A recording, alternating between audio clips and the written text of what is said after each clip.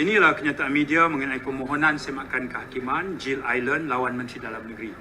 Saya nak sebut peringkat pertama, pendirian KDN adalah memperakui, menghormati dan menerima pakai ketetapan enakmen negeri-negeri dan titah yang di-Pertuan Agong, khususnya pada 7 Februari 2023 yang menzahirkan agar dikekalkan dasar sedia ada yang sedang berkuat kuasa berhubung isu penggunaan kalimah Allah.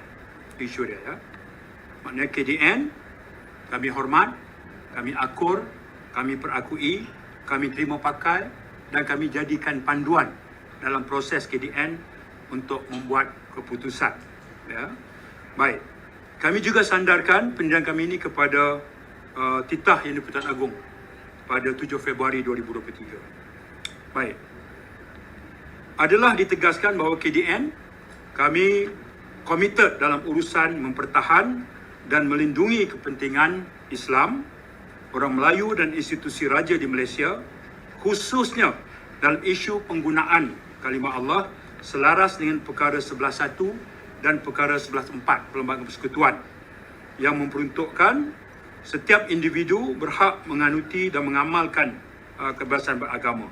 Namun, tetap tertakluk kepada undang-undang persekutuan atau undang-undang negeri yang boleh mengawal atau menyekat pengembangan doktrin atau kepercayaan agama lain dalam kalangan orang Islam. Untuk makluman, keputusan Mahkamah Tinggi Kuala Lumpur telah dibuat dengan menggunakan pendekatan perundangan sivil dan pentadbiran, ya, administratif, iaitu isu berkaitan rampasan bahan penerbitan pada ketika itu. Ini bukan berlaku sekarang, ini berlaku dulu. Okey, ya. Keputusan Mahkamah Tinggi telah dibuat dengan menggunakan perundangan sivil dan menggunakan pendekatan administratif pentadbiran. Isunya apa? Isu berkaitan rampasan bahan penerbitan dan bukan dari sudut teologi ataupun apa juga yang melibatkan penggunaan kalimah Allah. Dalam kes Mahkamah Persekutuan memutuskan kes Jill Island lawan Kerajaan Persekutuan itu, ianya adalah menggunakan perundangan sivil. Keputusan itu adalah to address isu administratif. Isu apa? Isu custom rampas bahan penerbitan. Okay, isu dari situ. Jadi keputusan Mahkamah Tinggi adalah keputusan merujuk kepada persoalan administratif. Oleh kerana pendekatan Mahkamah Tinggi ini adalah berasaskan undang-undang sivil, maka keputusan itu bukanlah keputusan bersifat teologi ataupun apa juga yang melibatkan penggunaan kalimah Allah. Ini kerana fungsi mahkamah itu sendiri tidak bersesuaian untuk memutuskan hal ehwal berkaitan agama secara spesifik. Okey, ya. Saya telah meneliti judgement oleh Hakim Mahkamah Tinggi, Hakim Norby. Dalam penghakiman Mahkamah Tinggi pada 10 Mac, jelas Hakim membuat keputusan 90 muka surat itu, dia sebut keputusan yang dia buat adalah berdasarkan pendekatan secara pentadbiran dan keputusan dia buat tidak menyentuh mengenai penggunaan kalimah Allah dan ianya didapati konsisten dengan keputusan Mahkamah Persekutuan terhadap kes titular Roman Catholic Archbishop Kuala Lumpur pada tahun 2014. Ya. Bersangkutan dengan hal ini, keputusan kerajaan untuk tidak meneruskan rayuan adalah dibuat mengikut case by case. Jadi keputusan ini hanya kes Jill Island. Dia tak menjejaskan kalau ada kes lain yang dalam tindakan mahkamah. Ini saja, kes ini saja. Saya tekankan, Mahkamah Tinggi ataupun Mahkamah Persekutuan dalam membuat keputusan mereka sebut mereka membuat keputusan berasaskan kepada isu administratif.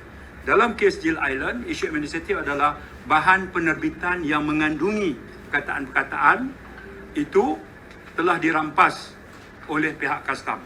Jill Island cabar kes itu dan mahkamah membuat keputusan berasaskan kepada tindakan rampasan itu. Dan Jill Island menang. Jadi rayuan yang ditarik itu adalah ke atas keputusan seperti itu.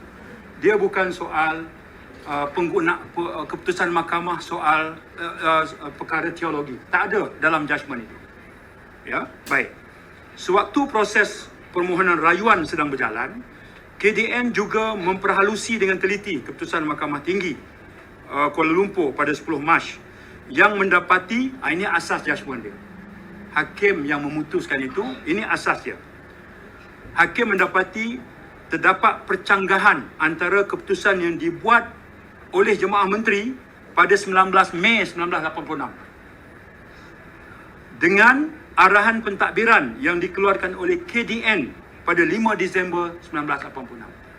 Ada percanggahan keputusan Jemaah Menteri dengan arahan pentadbiran oleh KDN.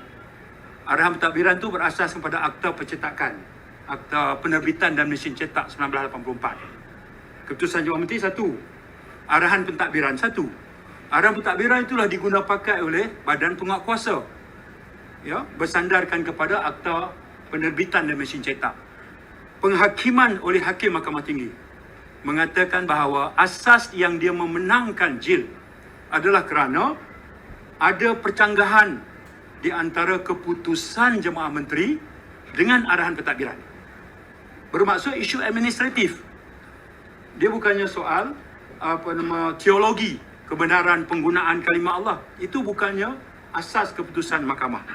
Oleh demikian, belajar daripada situ, mulai keputusan itu, KDN sekarang tak boleh lagi guna arahan pentadbiran yang bertarikh 5 Disember 1986. Sebab hakim dah buat keputusan.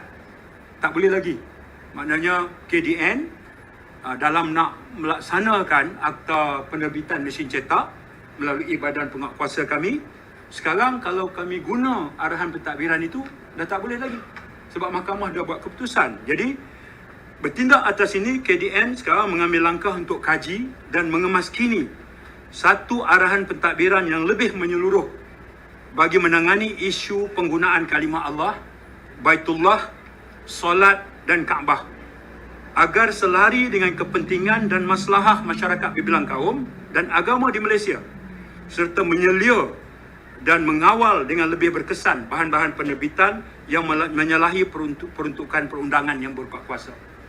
Okey, mahkamah buat keputusan adanya pertembungan, percanggahan. Jadi KDN mesti respon dengan arahan pentadbiran yang lebih menyeluruh sesuai dengan kepentingan dan maslahah masyarakat bilang kaum. KDN, tugas hakiki kami adalah aspek ketenteraman awam, menjaga ketenteraman awam selaras dengan perkara 11.5 Perlembagaan Persekutuan yang memperuntukkan kebebasan beragama tetapi tidak membenarkan perbuatan yang berlawanan dengan mana-mana undang-undang yang berhubungan dengan ketenteraman awam, kesihatan awam atau moral.